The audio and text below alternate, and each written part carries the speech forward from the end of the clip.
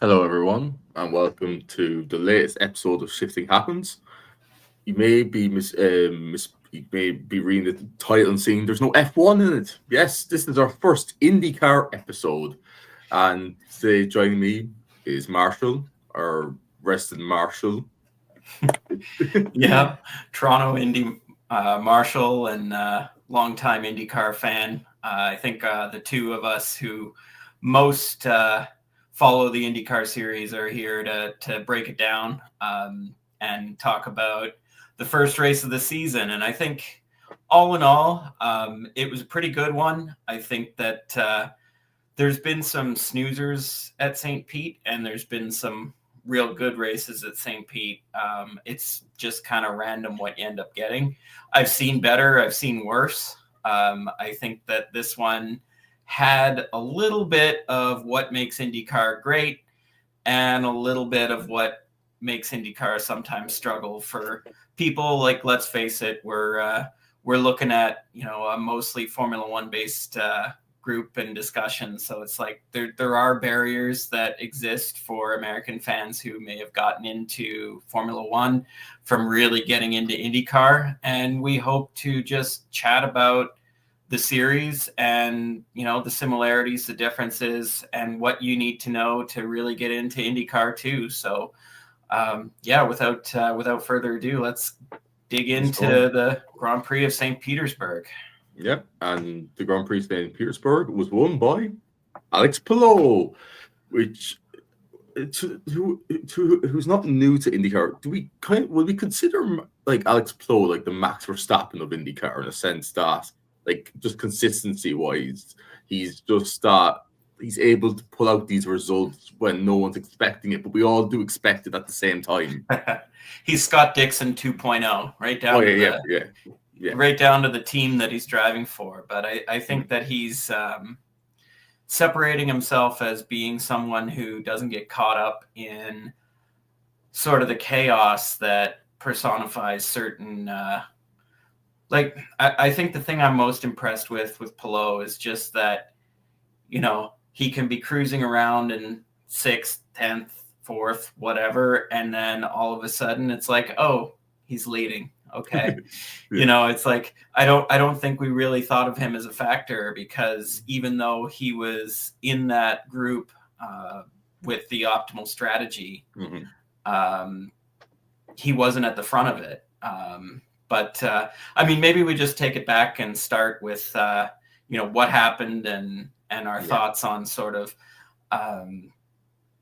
how the race broke down. I just had it down here that you can always kind of bank on early chaos at street course races, and those frame your strategy. So coming in, we'd known from practice that the option tires, the green tire, was not holding up for very many laps. Like we were talking, they were talking about, 10 laps and it's basically shot.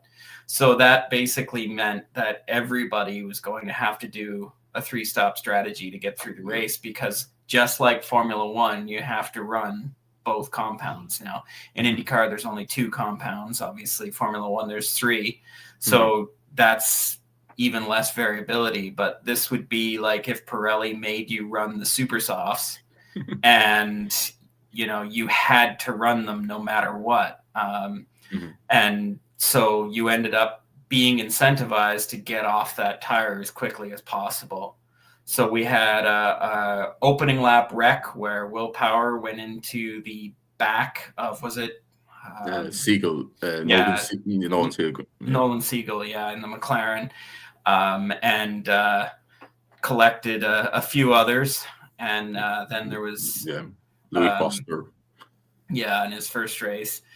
And it ended up causing a full course yellow, which allowed sort of the drivers at the back of the queue to come in and stop for get off of those tires. And then they, even though they were not in their fuel window, it meant that they were now on a 4-stop strategy, but functionally the same strategy as everybody else, but they had the advantage of not having to stop for those green tires, which everyone else was going to have to use for at least one stint. There was some thought about if they could stretch it into a 2-stopper, or a 3-stopper, but really a 2-stopper, but that was never really on. Even the prime tire was not lasting a segment like a long, and even then, I don't think they would have made it on fuel without a lot more yellow than what we had. So, that was never really on. It was going to be a 3-stop race.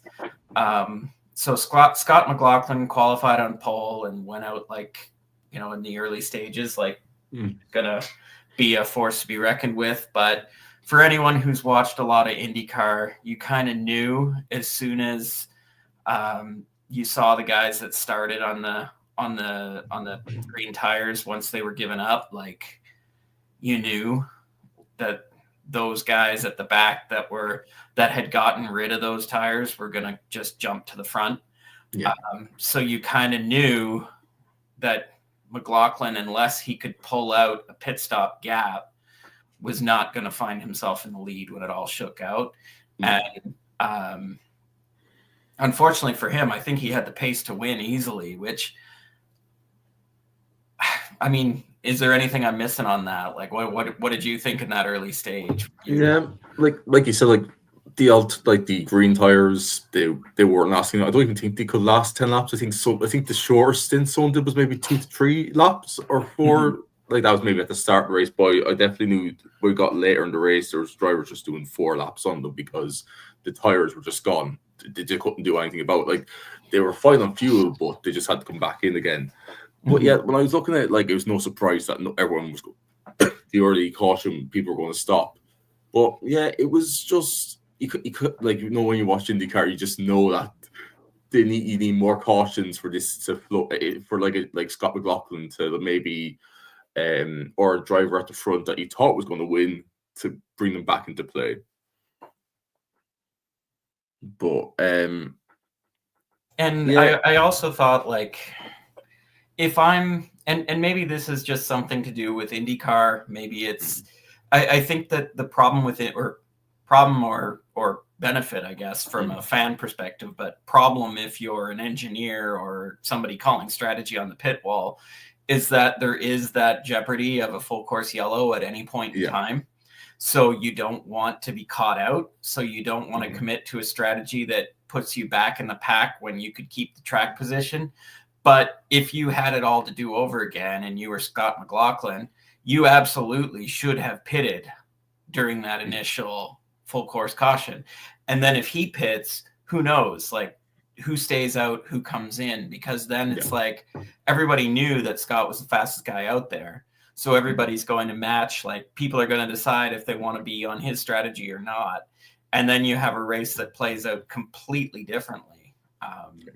Maybe it's better, maybe it's not, but it plays out completely differently because you have a range of strategies. But I feel like there's just this belief in IndyCar that if you have the track position, you keep it. But it's not the best strategy. I think that you would actually be better off taking the gamble, even if you're leading and going down to 11th or 12th or whatever it ends up being, and being at the front of the pack that's on the better strategy. And yeah, maybe another yellow happens and screws you over, but you can only go on the certainty that you have, which is it's full course yellow right now. So get rid of those tires, right? He may have thought that he could pull out enough of a gap to get a pit stop on the black tires once he got off the greens, but I don't know. It seemed like a strategy that just was doomed as soon as start. And I mean, he did well to come back and finish 4th. I think that was the best that he could do. And, he almost got Joseph at the end because he ran out of fuel, but it was touch and go. He almost got a podium for his efforts, but I still think that was his race. It's just because of that yellow, it changed everything. Strategy going forward, we probably mentioned Lundgaard's strategy near the end where he was leading for a good while, he did 20 laps, and then of course he had to come in and pit for the greens, of course, we'll get to that, and we'll talk how maybe how Hurst's pit stop blunder influenced this Chip Ganassi, the both Chip Ganassi cars to pit straight after his issue, and that may have influenced their how they were going to win the race. Yeah. And there was a lot of I don't know if you were going to get to this or if this was on your agenda or not, but there was a lot of first day of school pit crew mistakes in this race. Poor Rossi, and there was McLaren were not smooth No. on any other stops. I think, well, Herta obviously was disadvantaged. There was, so many preventable kind of own goals in this race of people that could have been on for a decent top 10 result that just took themselves out of contention. Yeah, it was like Herta. The thing with me with Herta is that I just have there's just this voodoo with Herta and pit stops. That every time he comes into the box, I'm just praying that they put the wheel on. There's no fuel issues or anything like that. But like we say about the negatives of the first day, it was between pit crews and drivers, new drivers switching teams, getting used to not pulling out, maybe not getting out of the box as quickly as they could. But then you have the Penske crews who were just on fire. They were just putting out pit stops that were I think Newgarden actually had a good pit stop. They're very consistent and able to just not go for the fastest time, but be consistently fast. Unlike F1 where we have Mercedes where they'd be consistently slow. But I think that the thing about IndyCar, and this becomes even more apparent at Indianapolis when there's 33 cars. The depth of talent in IndyCar extends to the pit crews. You've got so many people that are required to do a fast pit stop in that sport, and they got the refueling and all that you have the well-oiled, well-drilled machines that are Penske, and then you've got the ones that are not. Dale Coyne. Let's just go with Dale Coyne. Yeah, Dale Coyne. What's a funny story about Dale Coyne is one of the fellow marshals of mine at the Toronto Indy. Actually, we worked the 2007 Champ Car race at Mont Tremblant, and Dale Coyne. I don't know if it was a money problem. I can't remember exactly. Well, probably money. Yeah, or they couldn't get their people all across the border or something, but they were short 4 or 5 pit crew.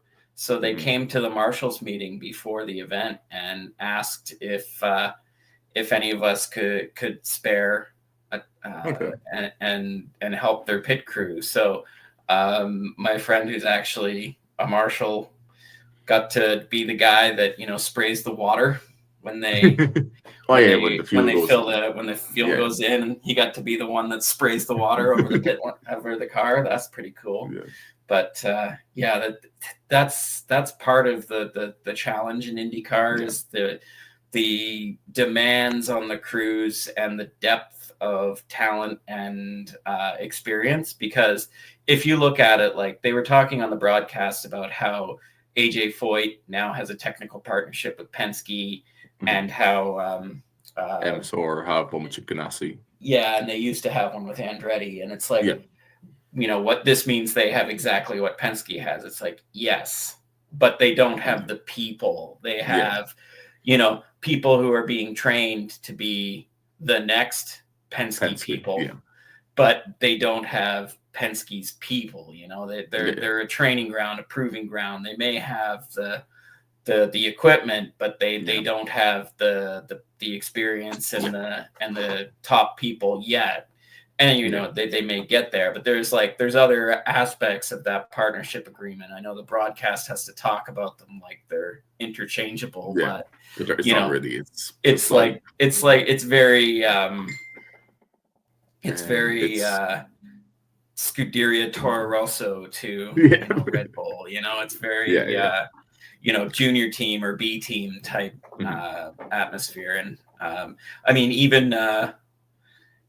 even you're looking at new teams coming in, it's so hard for them to staff up because IndyCar is a very insular sport. It's all centered around like a few blocks in Indianapolis. Like it's all right there.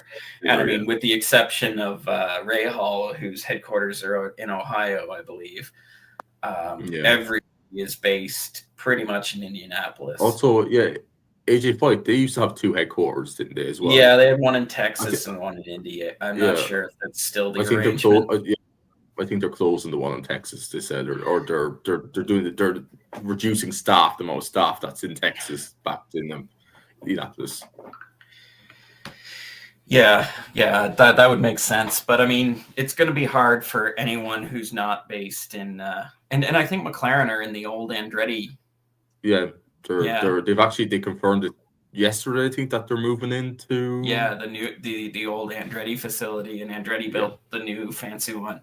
So it's like, I mean, they're all very concentrated within a small area, and you're dipping into the same pool of people with IMSA and NASCAR to get people. So it's and this is the dirty secret across all of racing. They don't pay that well.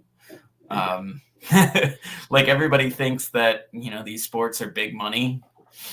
The people at the top might get paid well, but the pit crews, it's a big commitment, and they're not paid a lot. So especially the amount of weeks especially in NASCAR, the amount of weeks you are on the road, basically, and that you're every weekend's basically a race weekend. So this is where some of the everybody goes, it's a spec series, and everybody has the same. Yes and no. It's like F2. There's the haves and the have-nots, right? It's there's F2. You have people say there's a spec engine. We all know the Mecha Chrome lottery. It's not like if you pay the most money for an engine, you're getting the best engine. Let's just tell you that. But and Baxty here is saying he feels sorry for Herta and Armstrong, and I hear you. Armstrong had a real good run going. That was sad. Yeah, he was on target to beat his best result. I think he could I know his best result was third in the race at Detroit, I think, last year. But he was on target. He could have even won that race. If we don't know. It's all hindsight. But he could be on for a podium definitely if he had the pace. I think he would have got a podium. I think that the three amigos there in the Dixon, Newgarden, and Palou we're going to be, top 3 in whatever order. It's just, they were on the right strategy and had the most pace. And it is interesting how it's those 3, right? Yeah. It's like, it's always those 3. It's like, you talk about how, quality rises to the top, and we always say, IndyCar is a lottery. Yeah, it's the same guys that always get it right, though, isn't it? Yeah. It's like with Palou, it's like you think about Palou being in the sport. He hasn't been in the sport this that long. Like, and he's his first season was 2021, was it? He started with Dale Coyne in 2020. Okay, and then he moved up to Ganassi. It might be the year before, maybe 2019. I'd have to look it up, but it might have been 2018 or 2019 that he started at Dale Coyne, and he was impressive. But a lot of people have come through Dale Coyne and looked impressive. Like even Grosjean looked great at Coyne, and in the end, he's washed out in a few years. So it's like, Palou was never like he was good, but he was in Super Formula, wasn't he, or something like that as well? He was racing against. He did the feeder series in Europe and then bounced around, and he looked good, but he never really looked like the superstar that he became. Right? It's really impressive. Especially his improvement in this fuel saving as well has. I definitely think learning off the wily old fox Scott Dixon has, because I remember there was a rumor going around last year. Has Chip Ganassi done something to their fuel systems because of Dixon's ability to fuel save in any situation? So now the question is, if Palou, who's absolutely no slouch on the ovals, but if he becomes elite on the ovals, it's game over. Oh yeah, Like, because now he can hold his own with on the ovals, but if he actually becomes like a threat on the ovals, then look out. There's more championships in his future. When he got that Indy 500 pole like in 22, was it?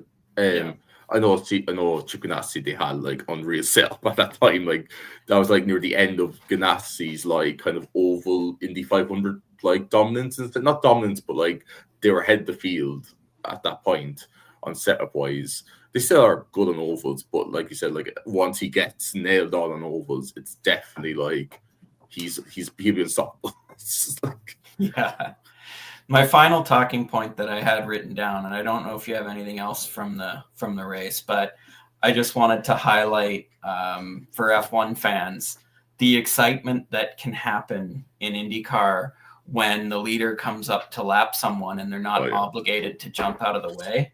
Stingray Rob. That was Stingray Rob. absolutely amazing, man. Like, that part was absolutely amazing.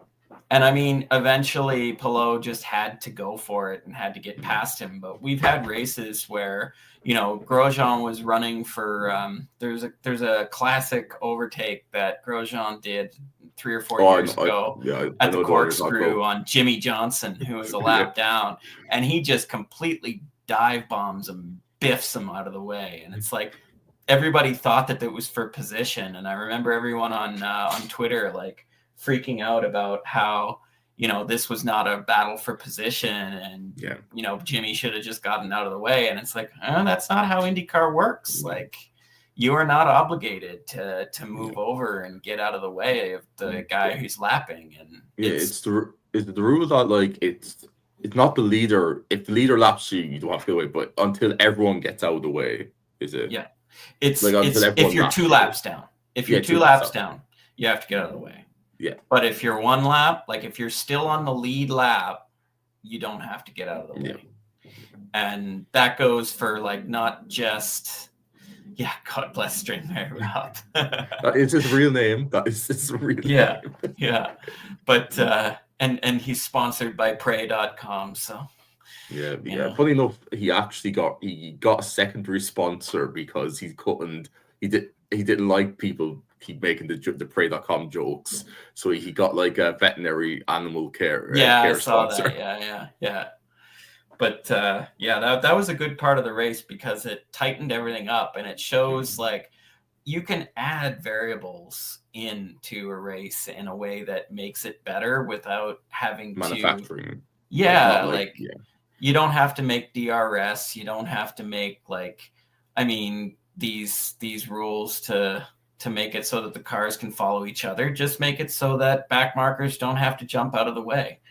And that adds a little bit of jeopardy there. It also adds to the fact that like they do have push to pass in IndyCar, but you have to manage your push to pass. You only get 120 seconds for the race. So you have to manage it. And if you use it to lap back markers, then you might not have it to defend later. So it adds like we saw element later in the race, because they had we'll probably discuss Fox, but with Fox's graphics, they didn't really have to push to pass graphics. But when I was watching it, we had someone was telling us to push to pass graphics like time, and like there was I think Pato was down to like 8 push to pass with 20 laps to go, and that was just probably Pato just trying to get past back markers. Through the race. Yeah, exactly.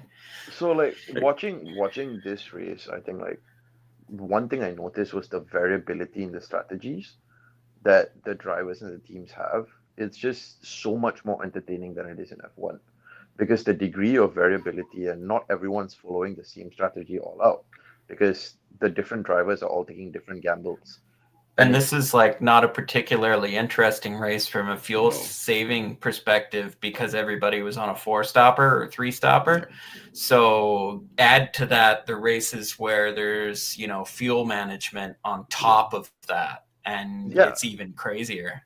Yeah. You have doing 3 stops, it's predicted 3 stops, and some people are even doing 2 stops. If you can get the tires to last.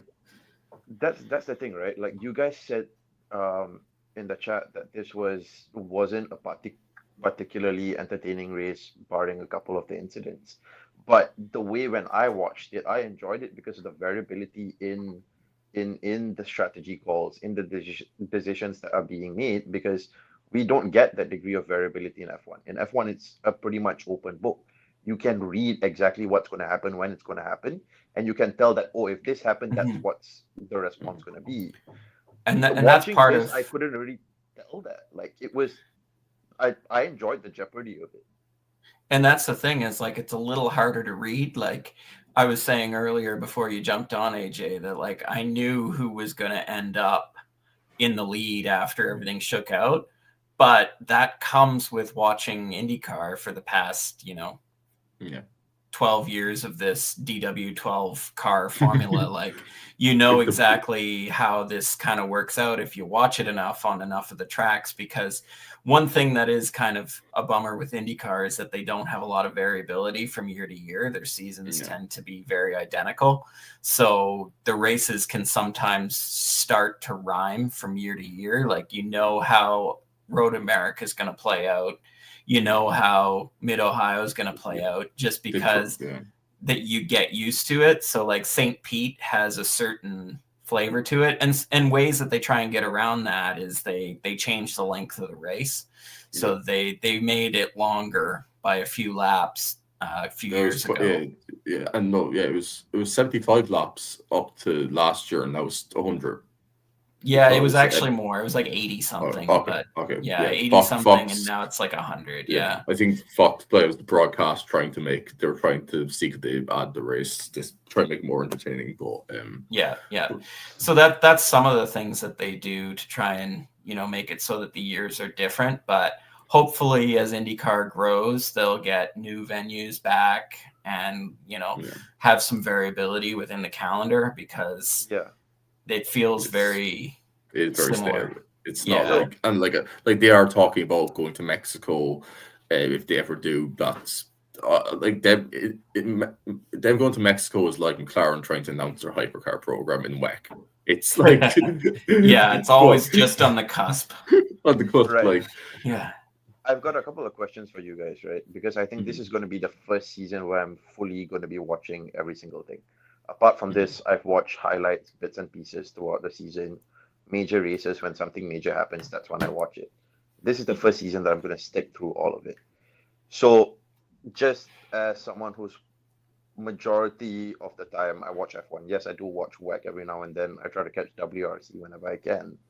But in terms of IndyCar, given that we've done F1 in the past, and I don't know if you guys covered this yet, but what do you guys think of Prema's debut, like with Illet and Schwartzman? Like going into this, like Prema, it's their first season. Like you have to give them a bit of leeway, but honestly, if they can get in, like now. I like it a lot, but that's just me. I love it. There's the Sportsman and Isla. Like I think their first weekend wasn't that bad. Like they finished 19th and 20th. Like it's not that bad. It could be worse. They could have DNF. Like I think they ran well. Yeah, they ran well, like phases, but they didn't call the strategy right. Yeah, and I remember, like, as I was watching, they were talking really highly of Islet, and I felt like he did make up like pretty good spaces during the race as well. So I'm like, okay, this guy's coming in from a, like, people have been talking about Islet quite a bit, and he's in with Prema. It's their first season, their first race. Of course, the ending wasn't the best, but it looked like there's something there potentially. I think there is. Yeah, I think the signs are encouraging, and Ilott has the experience, but in the end, him and Schwartzman were together, so I think that Schwartzman has the ability to do well as well. So the thing with Schwartzman is his tire management skills. If anyone knows him in WEC and his Formula 2 days, he is a tire muncher. He would be the Ferrari of sorry AJ, but the Ferrari of tires or Haas. But but yeah, I mean, like he was reserve driver with Ferrari, so it makes sense. yeah, makes Yeah. sense. Yeah, And but I think that this will come to, like, with a new team, they're not going to know exactly what the strategies are going to be. They're not going to know tire management, fuel saving, all these things. So it'll all come with the territory.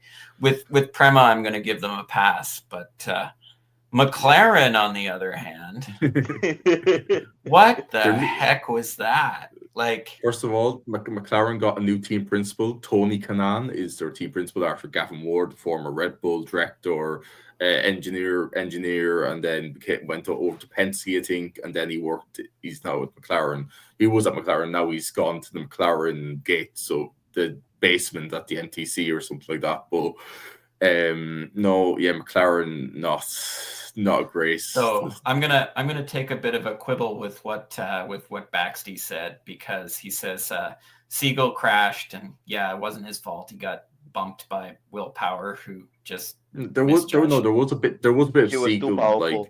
like he did like misjudge the bump. That was a rookie mistake, because I think Power did say afterwards that he didn't expect Siegel to do that.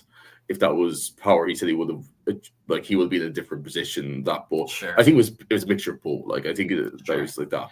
But then Pato had a shocker, but where Baxty says Lundgaard's strategy gamble backfired, that was not a strategy gamble.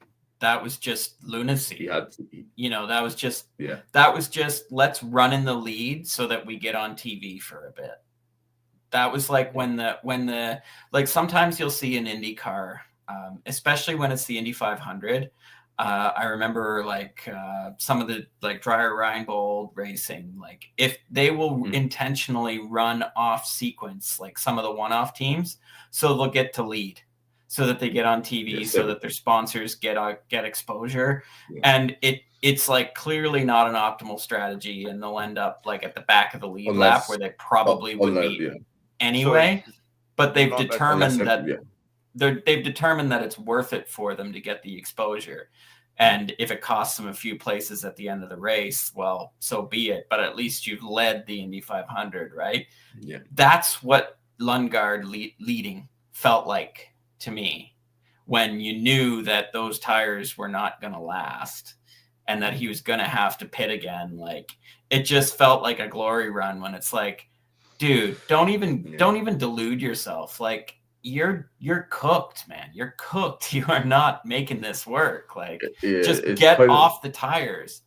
But it kind of sounded like it's like that, like Dale Coyne at the end, which Dale Coyne actually had a good weekend this weekend, considering with VK. But it's like a Dale Coyne in a race where they like, let's run as long as we can until there's hoping there's a caution, and they jump up the order to like 5th or 6th. But then no caution comes, and they have to pit, and then they just fall straight back down the bottom. Yeah. But at least in that situation, there's a hope of, getting lucky, right? You get lucky. The Lundgaard situation, there was no way that could possibly play out. I don't understand. His tires were dying. Like, marketing. I don't know. Like, McLaren should be beyond that. McLaren should be aspiring for, bigger things and trying to maximize their point totals. They shouldn't be doing glory runs just to lead the race, right? Like, I don't know what was going on there, but it's not a great first impression after Gavin Ward has left the team to just look like that in the first race, if they want to have designs on competing for a championship. I'm of the opinion that I think McLaren went to a 3-car team too early.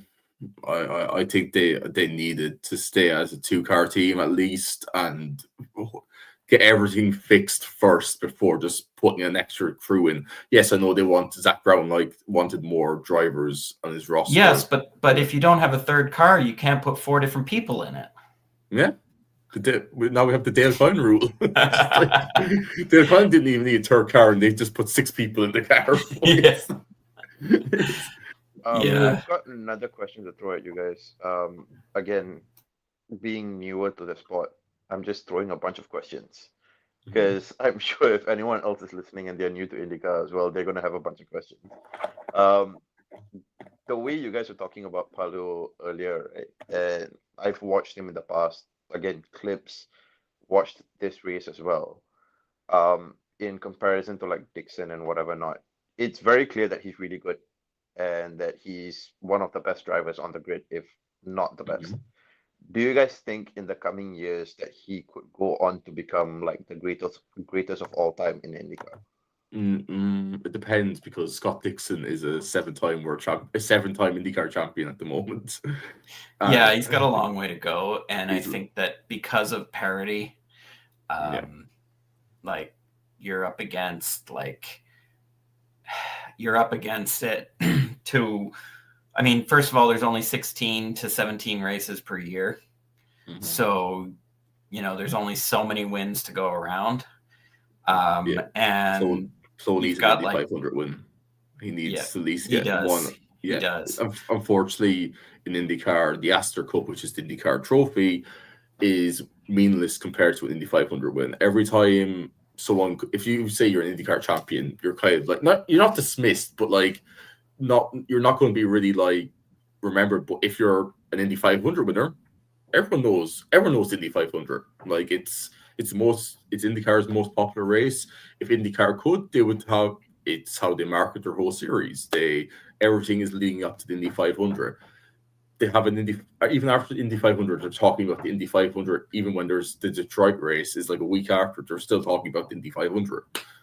That's the problem. It makes their money. It's what when they sell out the Indianapolis Super Speedway. That's what basically helps fund the series. But yeah. I like Baxty B's question. Is Scotty Mack the Indy Charles Leclerc? Fastest over one lap, but somehow loses.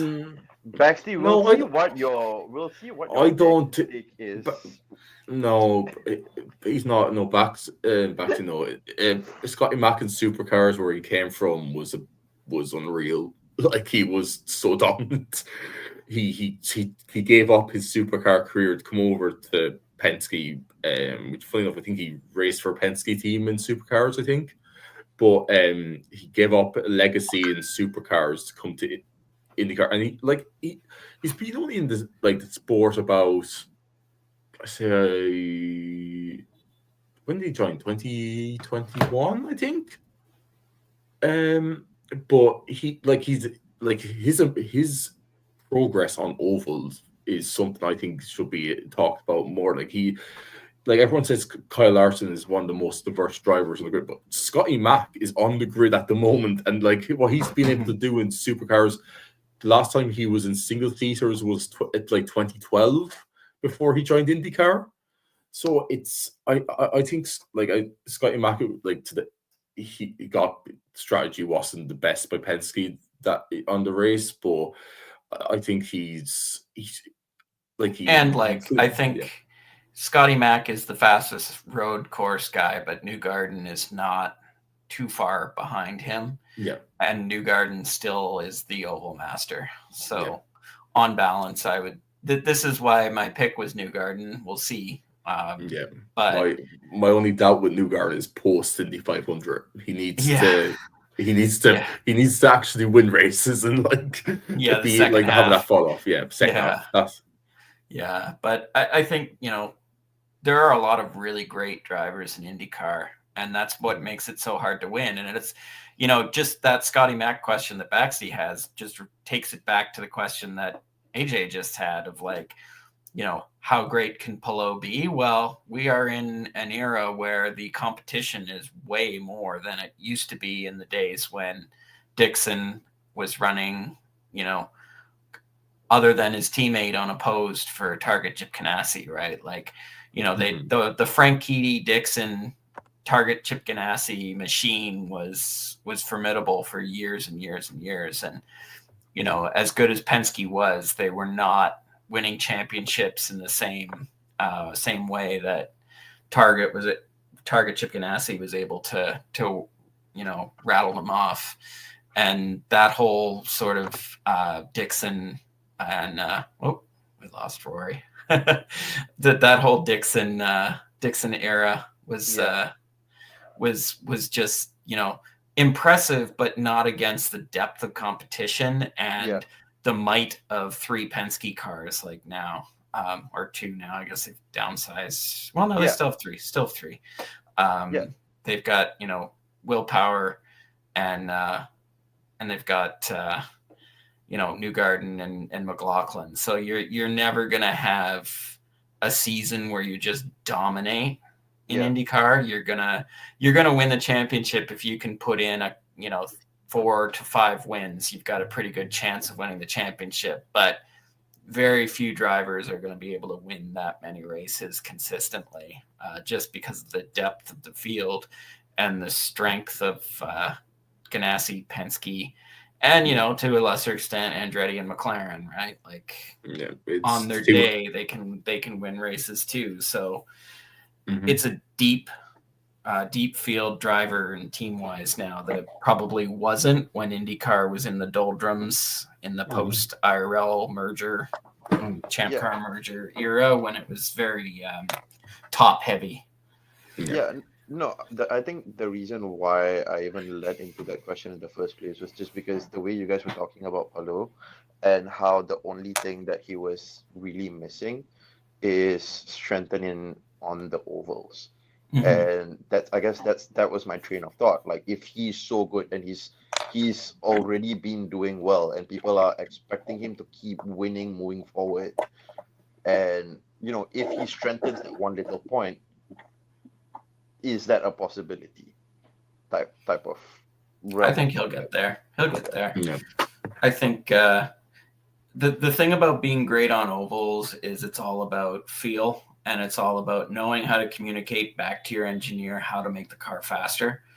And it takes so much experience to know how to dial your car in. So if you don't have that point of reference, the learning curve, like, you can run competitively, but if you don't know how to dial it in, and it's very much about setup, but the driver's role is important because they need to know what to ask for, because they're the one who's, butts in the seat, and they can feel how the car is moving. So, like, the telemetry can only tell you so much. The driver has to know through feel what they need. And that's where they struggle. I think that if you listen to different podcasts where they talk about it, like Will Power has talked about it a bunch, about how long it took him and the adjustment it took to be fast on an oval.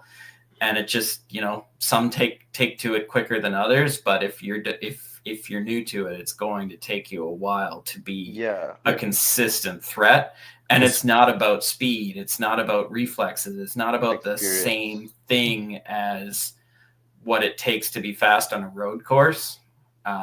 It's a whole different skill set. So especially if you're a driver that's doing only, say, road courses for the season. Like, we have, like, Armstrong, for example. Baxi, you mentioned that when he came in first, he was only doing road courses and street circuits. He wasn't doing ovals because he was a rookie, and he wanted the. I think especially Grosjean, when he came into the sport first, he did that. Like, he just split. Someone would take over the car on ovals instead of him. So, like, it's and as well, like, it is the driver. The driver is feeling what the car is doing. An engineer can look at your data all long, but it's what it reminds me of there is a situation in my head, but I can't think of it. But it's like last year. It's when Eilot was with Junkos. He was telling the team that this car, something's wrong with this car. I can't drive this car. And the team were saying off the data, there's nothing fucking. And he had to keep telling the team until a few days before qualifying that the car, that this chassis is cracked. I can't use it. And when they actually went and listened to him, they found out the chassis was cracked. So it is the driver is your most important asset on an oval. Yes, setup as well is very important, because you don't want to be too draggy on the straights. You don't want to be a tire eater. It's it's what Penske's been able to do in the last few years, that they have been able to find that balance on an oval.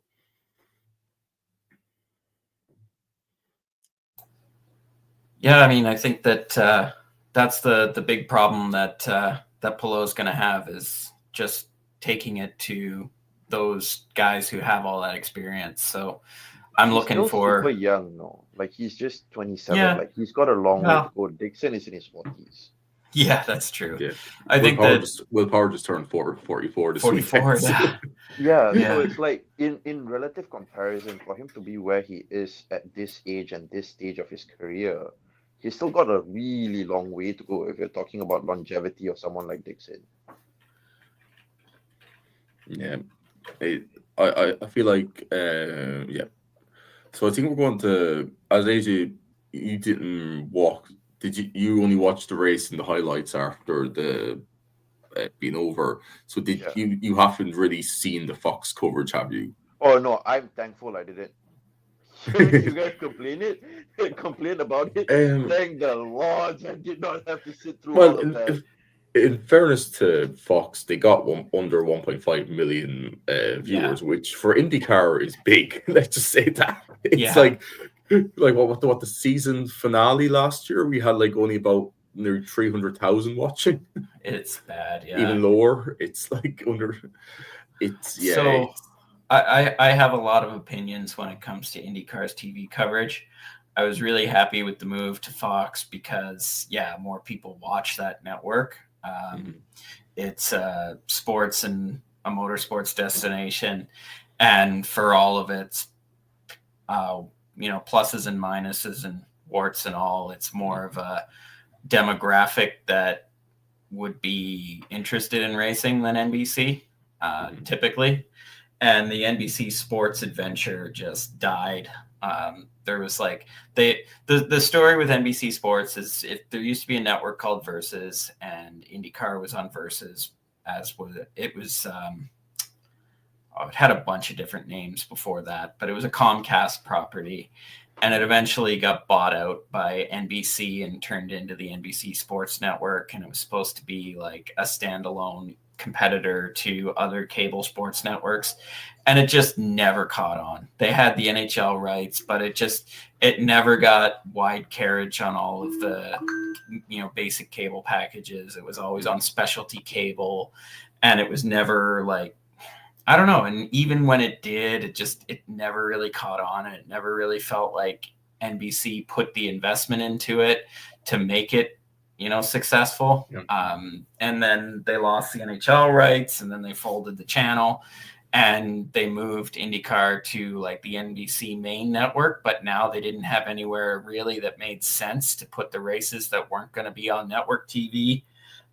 So they bounced them to USA Network and well, that's what I was just going to say. Yeah, they bounced them to like USA Network and CNBC and places where they just didn't make any sense and people didn't know where to tune in. So then when they started doing their streaming service for Peacock, that's where they put like the practice, qualifying, and 2 or 3 of the races per year were exclusively on Peacock. But if you didn't have a subscription, and not very many people do have subscriptions to, what's basically the NBC app, which to me, it's Peacock was always weird to me because we have like national networks like CTV, Global, and CBC, and all of their apps are free. Like you can get like Global TV and CTV and CBC Gem here for free. Like, no, you don't have to pay for it. So the idea that like an over-the-air network would charge monthly subscription fees for something that, would just show like NBC programming that they're mostly probably getting anyway with a bunch of just random value added. Like, I'm not sure that a lot of people were buying Peacock besides IndyCar fans, maybe, but it was just, the whole concept was weird. And at least now, like, IndyCar is obsessed with terrestrial TV. They could just have had their own streaming service long ago, but for whatever reason, they derive their value off of the TV revenue and the TV advertising, and they really haven't moved into the digital era. And whenever you challenge this, like, they're always like, well, this is just how it is. And nobody streams. And if you put it on behind a paywall, then nobody's going to watch it. And then we can't sell to our sponsors. And it's like, well, how does MotoGP do it then? But for whatever reason, they feel like they have to be on terrestrial TV. So if that's your business model, being on Fox for every single race is great. Now, let's get to the actual coverage. What did you think of Will? I actually think he wasn't that bad. Like, he's enthusiastic, of course. He's a big IndyCar fan. Yeah. It's not Lee Diffie. I love Lee Diffie on the IndyCar broadcast. I'm sad he's gone to NASCAR, but I think Will, for his first weekend, wasn't bad. Yes, there's some things that were not the best, but I'm glad Hinch is still on television. He's still broadcasting there. Townsend, I feel like I don't really like Townsend. Is like, I wouldn't mind if I wouldn't like that he's still here, but because we got Hinch, he's just like that. Like, if this means we got Hinch back, we can keep Townsend for now. I think so. I think that Will was good, but I think that they still need, like, it's weird. I thought that because they'd worked together on F1 TV that they would have that instant chemistry, but I didn't really feel like they had it yet. And that could be just a matter of practice and just getting used to it. But generally, I think the thing that tripped him up is the ad breaks. Oh, yeah. I think that he's not used to it. So it's like they've got to do all this like bumper fill between the ad breaks. They got to do like broadcast promos.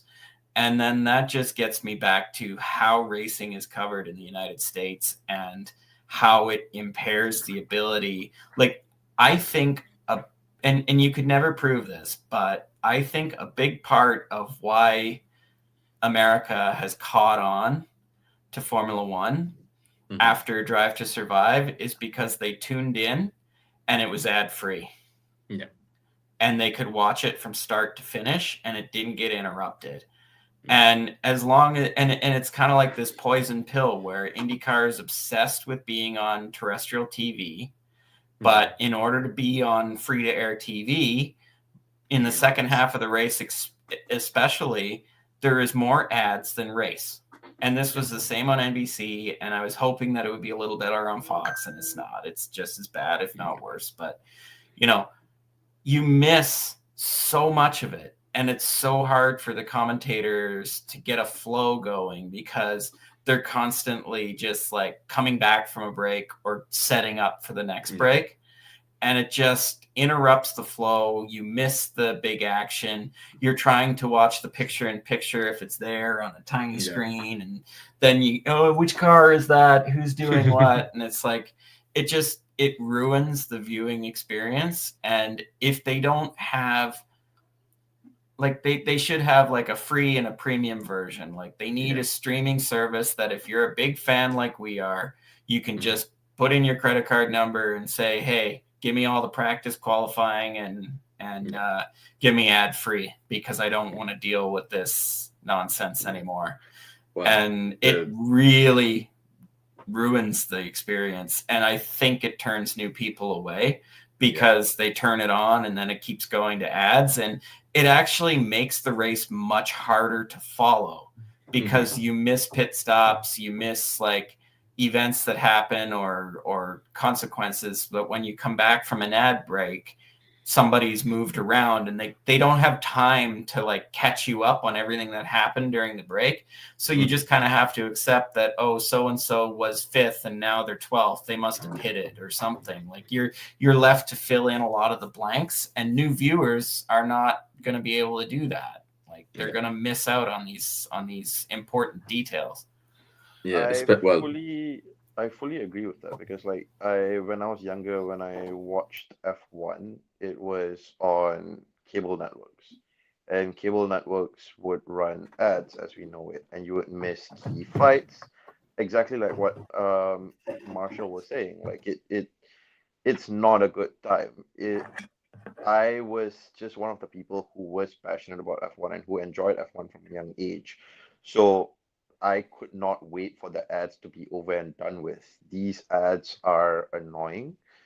Like, if you want to put an ad, put it in during a safety car or something like that. You don't need something popping up every 5-10 minutes. That's just going to disrupt the flow of things, and people are going to get annoyed.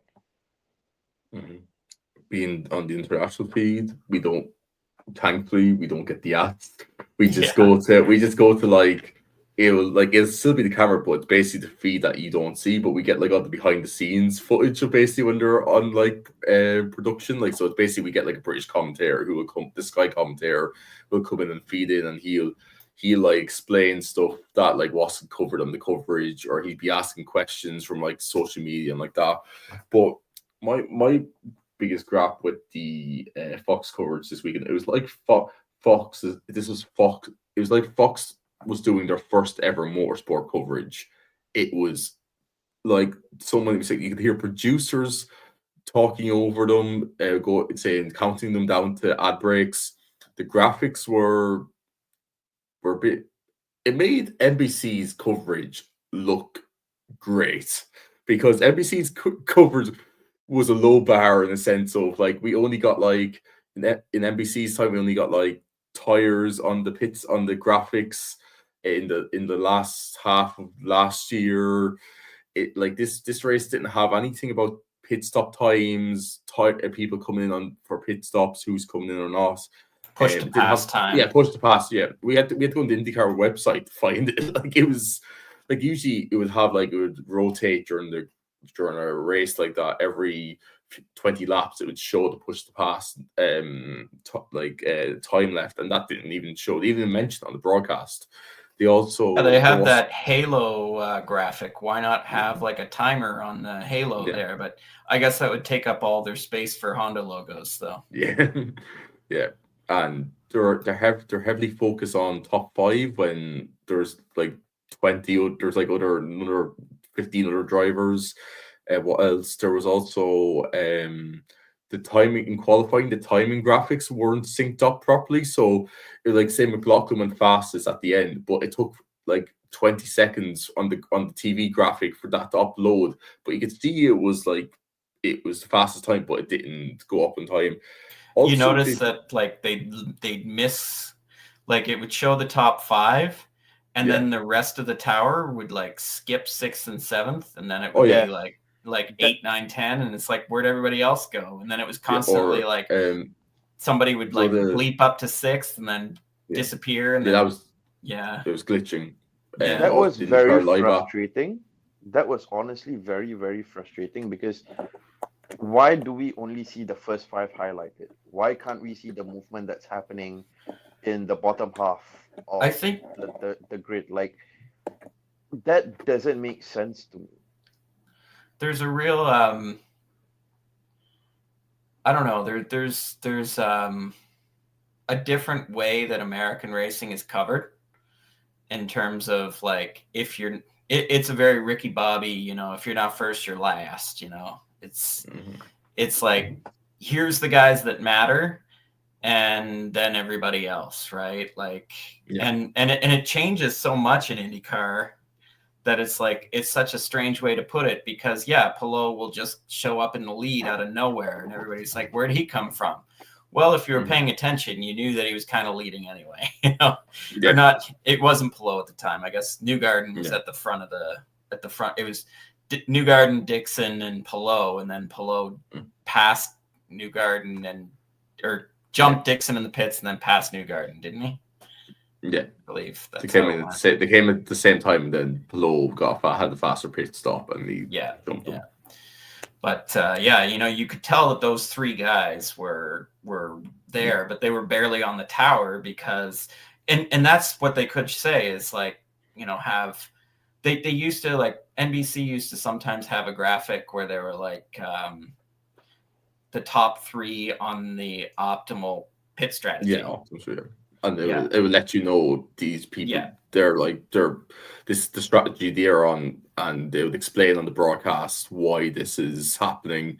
And then when it gets to that point, they're back to the lead. They're saying this is the result of this and that. Yeah. And like, That's when I say it just made NBC's coverage look good, because NBC's coverage wasn't good No. at times. It was And it's not interesting too, because someone pointed out on Threads that like it's the same production company. Oh no, yeah, IMS Productions make all the IMS graphics. Productions. Like, It's like it just, why is it so much worse? It's the same production company. Yeah. I don't know. No, but hopefully Anyway, lots of they, the only good thing is that there's lots of room to improve. yeah, And especially that for Terminal. and the ratings were really Yeah. good. So we just hope that the 2-week break doesn't put lower the viewing. We just need to see how views. I know it's Terminal, so it's not the best circuit. But I hope there's not. At least much it's a dip. proper points race this year. Oh yeah. Yeah, but the thing is, with Terminal is there's no they still don't have the capacity for the pits, don't they? They have and there's no crowd. Yeah, unless you pay a certain amount of money. But I mean there won't be any. It'll look like a COVID race where there's yeah. Baxley asked a pretty good question actually. If you were given the choice of having an IndyCar race in Europe, which track would you choose? Well, mine's not in Europe, but I have my answer, and I think Marshall knows my answer. What's that? I'd say Peng. Heck yeah! I want IndyCar to go back to Japan. So Suzuka. You guys have to watch the 2007 and 6 races at the short circuit, Brands Hatch. Oh yeah, those were wild, wild. I would do that. Like it's like a 50-second lap around the Brands Hatch short circuit. Have 27 cars whipping around there. That'd be cool. They've raced. They raced. Where did they race at? Well, they did the oval at Lausitz Ring, which was They did the oval in England that doesn't exist anymore. And they did Zolder. Champ Car did a race at Zolder. So none of those were fantastic. So yeah, I'll say Brands Hatch. Wouldn't Austria come down to about a minute or just under a minute in the Indy cars? Given that the cars do top out and go quicker than F1 cars. They don't top out anywhere near an F1 car on a road course. Yeah, on a road course. On an oval, they're faster, because of its constant speed. Yeah. But like if you put an Indy car and a F1 car on in a corner, the F1 car is gonna be fastest. It's cool. Actually, that's a good point. Like in 2006, they had an IndyCar race in Montreal using the same, or a Champ Car race in Montreal using the same circuit as Formula One, and pole position would have was faster than the Minardis, and that was it. Jeez. Yeah. Okay. So yeah, it was 8 seconds, I think, or 5 to 8 seconds, depending on the year at Il Notre Dame. Slower. Well, yeah, I think when IndyCar remember when IndyCar raced at Coulter, it was there were 10 seconds off the. Oh, it was more than that. Oh no, 20 seconds wasn't, or something. Yeah, it was 17 seconds or something. Yeah, it was. And that's when IndyCar didn't do track limits. They went through the runoff at turn. It wasn't even a corner. It was a new corner. Yes. It's a funny one to watch. 18-year-old Herta won that one. Yeah, that was. Oh, it's going back watching that. It's just it just brings laughs. But I wouldn't be surprised if Montreal did an IndyCar race in the future again. But we'll see. Street or no, at Il Notre Dame. Yeah. Okay. Yeah, they did it up until 2006. I wouldn't be surprised if it happened again. Okay. That'll be fun. That not me making that noise. I know, but that would also be a lot more affordable than F1, because F1 in Montreal has just no. It's ridiculous. I mean, it's crazy, but I'm not sure what's going to happen with IndyCar in Canada, because the Toronto Indy is that exhibition place downtown, and it goes around BMO Field. Yeah. And that's being renovated for the World Cup next year. So I don't know But how the they're race gonna is happening this year, no? It this is year, happening. yeah, but next year is the World Cup, so I don't know. Yeah. I don't know how they're gonna do that. We'll see. We'll see what happens.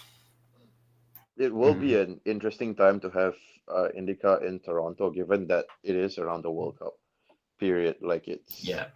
it's generally going to be like you've got the crowd in town now. It's the best time for you to bring up your viewership to have the race in the city. Yeah, just the traffic is already bad enough. IndyCar at Monza, I don't think will actually go as people wanted to go. It's like they'd be like slipstreaming down, like unless you modified Monza and just got rid of the chicane at where the F1 goes, and just make it a full-on straight down the and just slipstream. But remember, IndyCar going around the parabolic is not going to be a beautiful sight. Yeah, I don't know. I think that